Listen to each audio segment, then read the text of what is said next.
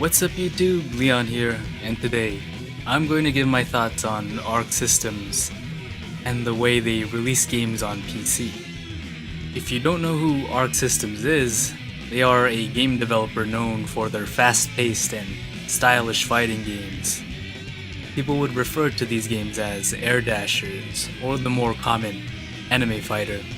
I would consider these a subgenre of fighting games, unlike Street Fighter.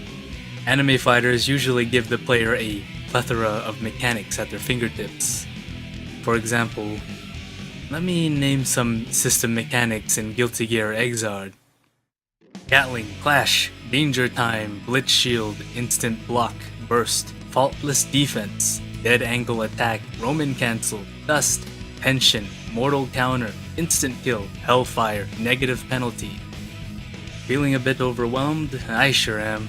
But that's what makes Arc System fighters unique and fun to many people. This does fit these games into a niche genre that has a small player base in comparison to something like Street Fighter. But unfortunately, I'm not here to talk about the game itself, but how the company handles its PC player base instead. Before we go into my thoughts about this, let me say that I do like Arc System games. They are damn fun games to play and mess around with. They also have such a distinct art style, especially with the new Guilty Gear. It's like candy to my eyes. I really do enjoy their games. So, recently, Arc Systems finally announced the new expansion to their flagship franchise, Guilty Gear Xrd Revelator for PCs. And I was probably thinking the same thing as everyone else. Finally, after 6 months of waiting, PC players finally get a taste of some anime goodness. That is until I saw the prices on Humble Bundle recently. $50. This is not counting the pre-order discount. I said, okay, that's fine I guess. I mean, it'll include all the DLC and stuff, right? Right?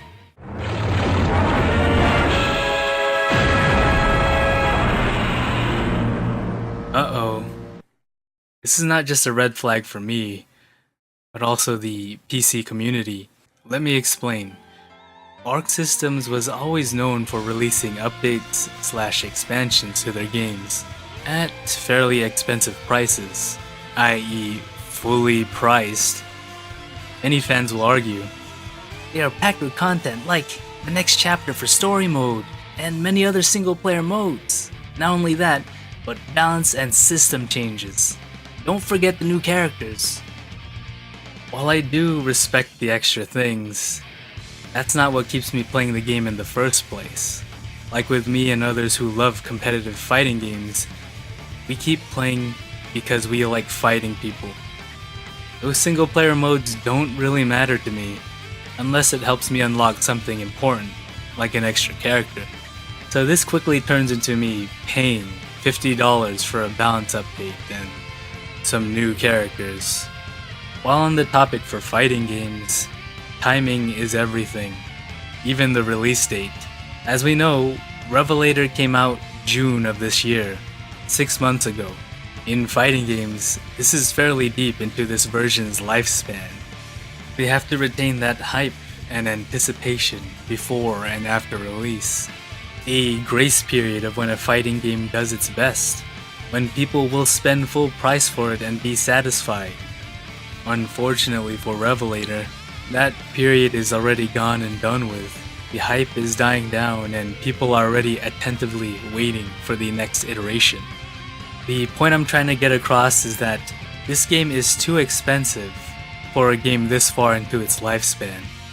But you can argue this. Other companies do the same. They wait a few years and release the game at full price, a la GTA 5. Understand the community who play fighting games. It's a niche genre. Not only that, it's an anime fighter, a subgenre of that. GTA 5 on the other hand is a different story. For one, it's not a competitive fighting game. It's a much bigger open world game that was tailor-made to be played on PC and next-gen consoles, 2 years after its initial release on last-gen consoles. Maybe I'm not one to point fingers, but everyone has their eye on Street Fighter V. As of now, it is still $60 on the Steam store, almost a year after release. But let's get something straight here. SF5 on PC was released at the same time on consoles, but of course was a joke in terms of content when compared to other fighters. Sure, it wasn't worth $60 in the first place, and the amount of paid costume DLC is getting a bit ridiculous. One thing it does have up its sleeve is free updates and unlockable characters for in-game currency. The thing is, I'm not here to talk about SF5. And of course, we can always go with the final argument. You don't like it, don't buy it.